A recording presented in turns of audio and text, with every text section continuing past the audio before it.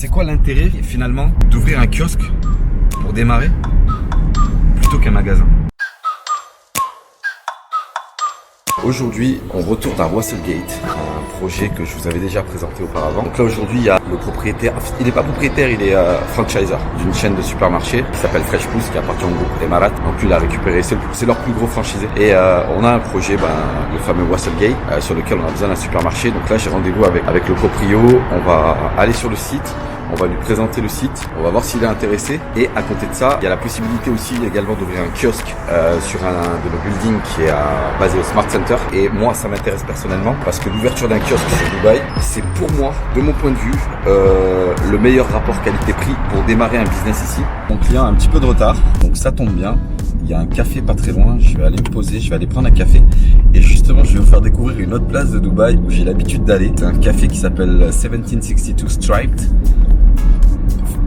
Pour moi, un des meilleurs de Dubaï. Et sachant qu'à Dubaï, comme j'en avais parlé sur une précédente vidéo, le marché du retail par rapport à la surface et au nombre d'habitants par mètre carré, c'est le deuxième plus gros marché au monde après New York. Donc Dubaï, l'embarras du choix, il est là. Vous savez parfois pas où aller prendre un café. Il y a tellement de choix que honnêtement, c'est bizarre à dire, mais c'est la réalité. On est là parfois avec des amis, on se dit, on va où? Il y a des lieux. Mais on sait pas où aller parce qu'il y a tellement de lieux où aller qu'on est perdu parfois. Et donc là, on va à Striped, 1762 Striped. J'ai pas beaucoup de temps. Je pense que je vais y rester un quart d'heure, 20 minutes maximum. Mais j'espère que j'aurai suffisamment de temps pour vous montrer un petit peu le lieu. Bon, encore une fois, malheureusement, même en 2019, on peut toujours pas faire passer à travers la caméra le goût des aliments. J'espère qu'un jour ça viendra. Donc là, on y arrive. Donc je vous fais voir ça. C'est juste en face de moi. Hop là. On ralentit un peu. C'est dans ce building. C'est un nouveau building qui a pas plus d'un an et demi. Allez, ouais, 1 an et demi, je dirais. Donc voilà, 1762. Hop. On va filmer comme ça. Bon, de toute façon, on y va. Je refais une vidéo tout de suite. J'espère que je vais trouver de la place parce que leur parking est tout petit. Ben putain, j'ai de la chance. Magnifique. Il y a de la place. Yallah.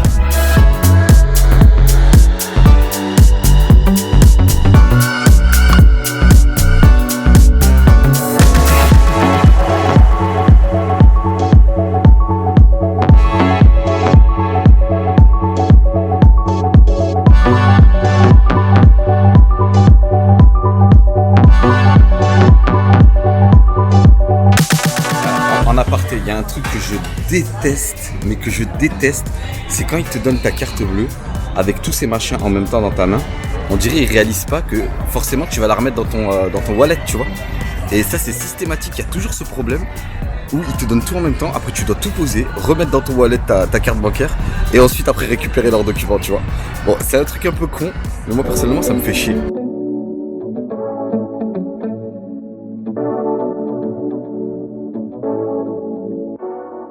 On va discuter avec le proprio là de Fresh Plus. On va essayer de le convaincre pour la location de Wasselgate. Mais aussi, il faut absolument, par contre là, que je le convainc pour ouvrir un kiosque sur le Smart Center, là où on a un building. À peu près 1000 employés, plus comme c'est le head office d'une banque locale qui s'appelle Emirates Islamic Bank. Il y a à peu près en moyenne entre 400 et 500 personnes, clients qui viennent par jour. Donc ça fait à peu près 1500 potentiels clients au quotidien où il y a strictement rien. Ils peuvent pas acheter de café, ils peuvent pas consommer, acheter des sandwichs ou peu importe. Il y a rien, il y a que dalle, strictement que dalle. Donc le but c'est quoi? C'est d'avoir un lieu dédié et d'avoir à peu près, enfin, d'avoir carrément le monopole. Donc c'est pour ça que je suis très intéressé personnellement sur ce business là. J'aimerais beaucoup que ça fonctionne. J'aimerais beaucoup réussir à convaincre ce gars-là, que ce soit lui ou un autre. De toute façon, je reparlerai de ça dans mes vidéos parce que il faut savoir encore une fois que si tu veux ouvrir un business à Dubaï, en termes de rentabilité, le mieux c'est d'ouvrir un kiosque parce que ça coûte pas grand-chose. Ça va te coûter entre 100 et 150 000, allez, entre 150 et 200 000 dirhams, donc maximum 50 000 euros. Et après, tu payes que le loyer. T'as rien d'autre à payer. Tu peux avoir des service charges qui sont liés au building, au fonctionnement du building. Mais c'est pas partout comme ça. Nous par exemple on charge pas sur ça. En tout cas en ce moment on le fait pas. Par contre si tu veux ouvrir un magasin dans un lieu normal, dans un building tout neuf, ce qu'on appelle shell and core, c'est-à-dire qu'il n'y a que dalle, c'est que du béton brut autour de toi. Nous encore on livre avec les AC, mais tout le monde ne le fait pas. Là, il faut compter un budget au bas mot de 800 000 dirhams, ça fait à peu près 200 000 euros. En dessous de ça, ça va être compliqué parce qu'en plus, il faut compter la création de la société, etc., qui va te coûter à peu près entre 35 000 dirhams et 50 000 dirhams, donc entre 8 000 et quelques et 10 000 et 12 000 euros. Donc ça aussi, c'est un budget supplémentaire. Et puis si t'es pas en free zone, eh ben, il te faut un partenaire. Et donc le partenaire, il va te prendre un fee annuel également. Donc tous ces trucs-là, c'est des trucs qu'il faut prendre en considération quand tu veux monter un business à Dubaï.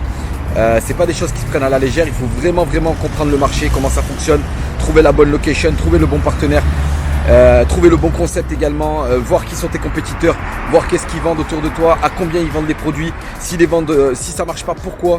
Il faut faire une étude de marché. Tu viens pas sur le marché des Émirats et te dire que vu que c'est un paradis fiscal, forcément ça va marcher pour toi.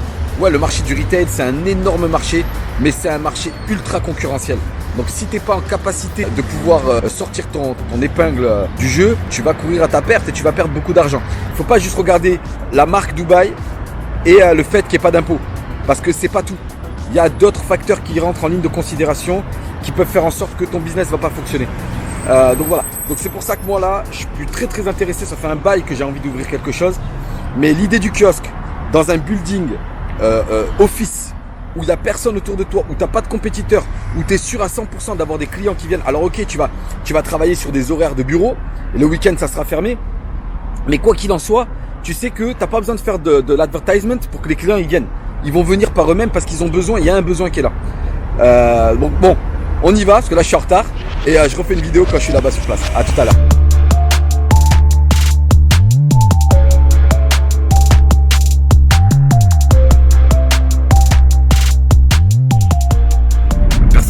Surtout sur l'idée d'ouvrir un magasin parce que voilà, je côtoie au quotidien des chefs d'entreprise qui ont des idées magnifiques, qui viennent me voir dans mon bureau, qui m'expliquent leur parcours de vie, comment ils en sont arrivés là, pourquoi ils ont pensé à faire ça, comment ils ont développé leur activité, comment par exemple le propriétaire de Black Cat Coffee qui est un coffee shop ici, ils en ont maintenant, si je dis pas de bêtises, ils en ont 6 mais en l'espace de 2 ans.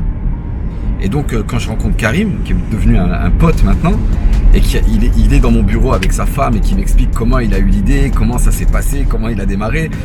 By the way, il avait exactement le même travail que moi mais chez Emma. Donc ça présage de bonnes perspectives dans le futur, je l'espère en tout cas. Et donc voilà, quand les gars t'expliquent ce genre de trucs, tu peux pas rester insensible et indifférent parce que tu les vois, ils sont heureux, ils sont épanouis dans ce qu'ils font. Et puis moi, avant de travailler ici à Dubaï pour une entreprise, j'ai toujours monté mes business.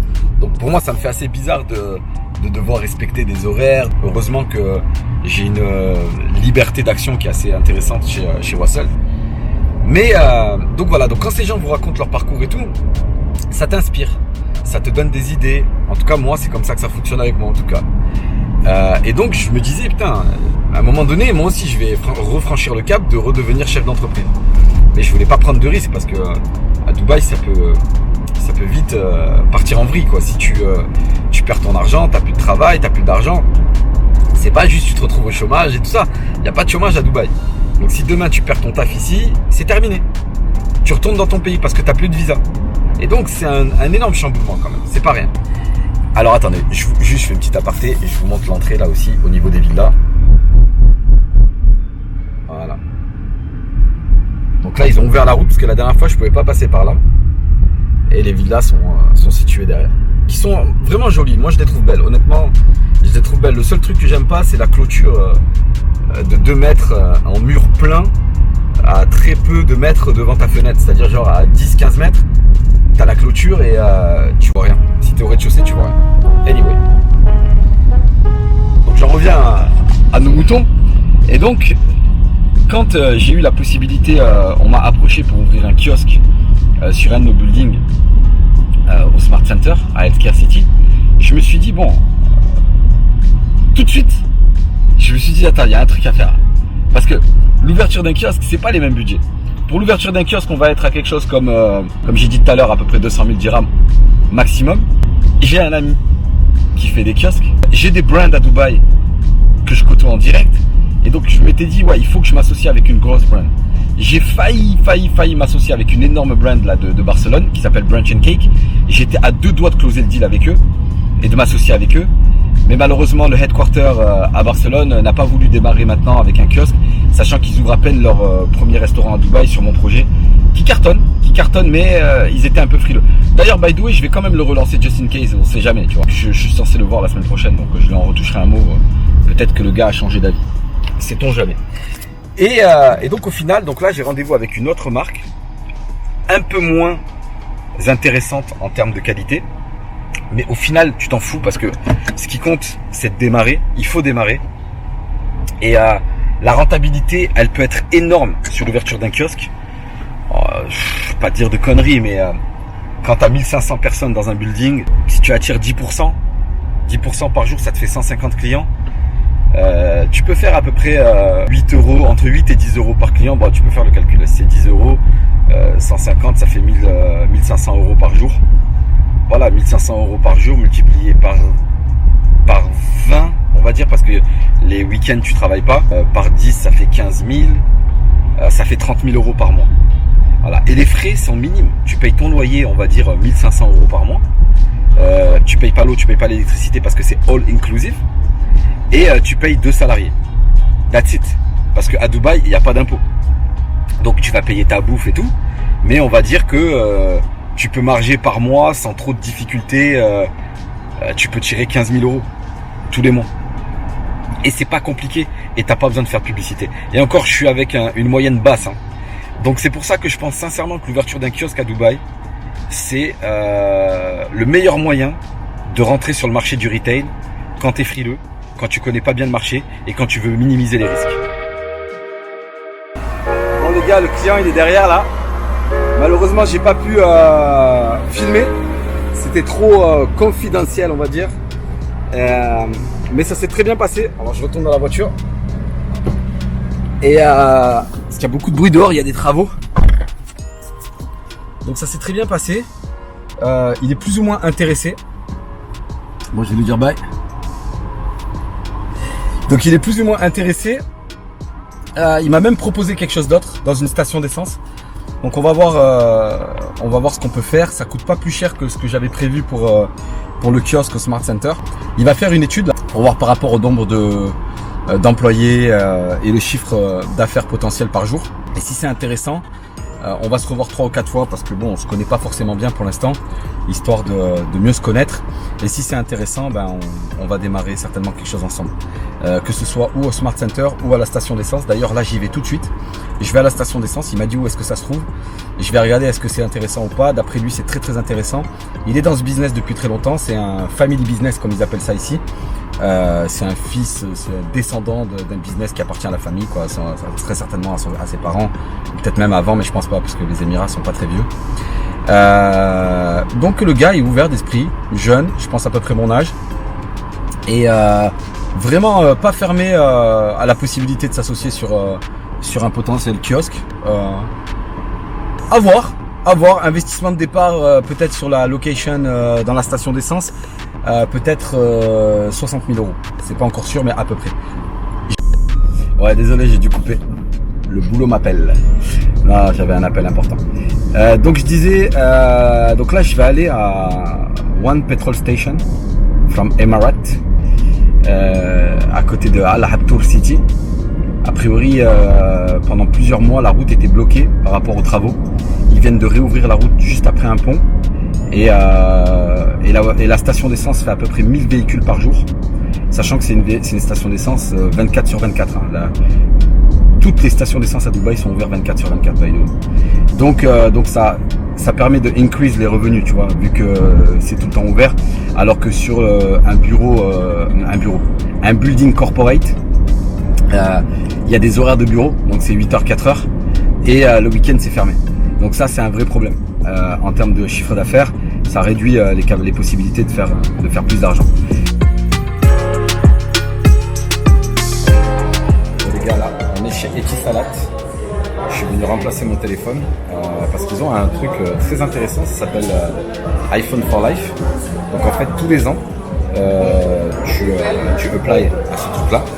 Et tous les ans, tu rends ton ancien iPhone et il te donne le nouveau. Bon, tu payes comment tu dis en français, un genre de petit crédit mensuel, tu vois. sur ton appareil. En l'occurrence, pour celui que j'avais, je payais 275 dirhams. Ça fait quelque chose comme 65-68 € par mois. Plus tu payes ton forfait qui est cher à Dubaï. Il n'y a pas de illimité. Maintenant, ils ont sorti un unlimited. C'est 300 € par mois, minimum. Moi, je paye environ, tout compris, je paye entre 200 et 250, ça dépend des mois. Parce que j'ai pas assez de data, donc chaque mois, je dois rajouter de la data. Parce que j'ai que 25 gigas et c'est genre 1 giga par jour. Donc tu fais le calcul, il y a entre 30 et 31 jours par mois, il me manque toujours un peu de data. Donc voilà, donc là, on est chez Etisalat. Je vais tourner un peu la caméra pour que vous voyez.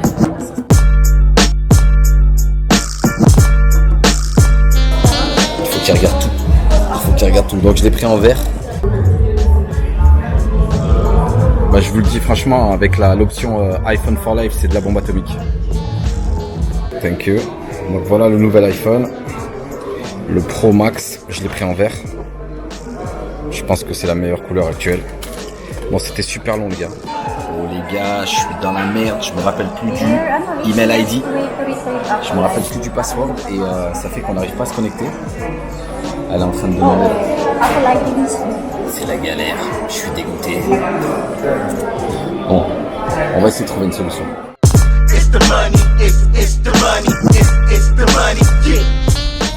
Voilà les gars, on est en train d'arriver a priori à la station. Donc derrière là c'est Damac qui construit ça. Et juste derrière c'est la fameuse Al Abtour City. Donc voilà la station d'essence en question, Emarat. Franchement, elle est pas dégueulasse, je m'attendais à pire. Mais bon, du pont... Ouais, non, du pont, on peut y accéder. Ouais. On peut y accéder. Donc là, voilà. Franchement, c'est plutôt moderne. C'est propre. On va aller voir cette station d'essence, là. On va essayer d'aller voir si c'est intéressant. Attendez, je vous montre la fameuse... Al Abtour City, c'est tous les buildings que vous voyez là. Là-bas derrière en bleu, c'est le JW Marriott. Et voilà la station en question. Bon, il y a beaucoup de véhicules extraordinaires à Dubaï, franchement. Là, il y a un G63 magnifique. Et alors, voilà les stations à quoi ça ressemble. Bon, c'est un peu comme Total en France. Là, ils ont hot, cold snack. Good morning, how are you? Good. Et je pense qu'il va mettre le bakery quelque part ici. Peut-être, à mon avis, ça va être de ce côté-là. Et on peut voir, hein, au niveau du passage, là, il y a du monde. Les gens font la queue. Il y a un Brabus là-bas, dernier modèle. Un G63 noir. Ah, les gens, c'est Dubaï, quoi. Donc honnêtement, je trouve ça intéressant de commencer avec un business dans une station d'essence parce que les clients ils viennent par eux-mêmes. C'est aussi intéressant que dans un corporate building. Il y a des stations plus grandes, mais elle est pas mal, elle est intéressante. Donc content. Bon allez, maintenant on va au bureau. Il y a des emails à envoyer et on se retrouve plus tard. Vous savez, à Dubaï, la mode pour ceux qui ont de l'argent, bien sûr, c'est d'acheter le fameux Mercedes Classe G 63 AMG. Et ceux qui ont plus que de l'argent, ils achètent le G 63 AMG dernier modèle qui vaut déjà à peu près 250 000 €. Mais eux, ils le font remonter en Brabus. Donc là, on va attendre que le gars passe derrière moi, mais lui, c'est un Brabus qu'il a. Ouais. Bleu. Magnifique, regardez-moi ça. C'est une bombe.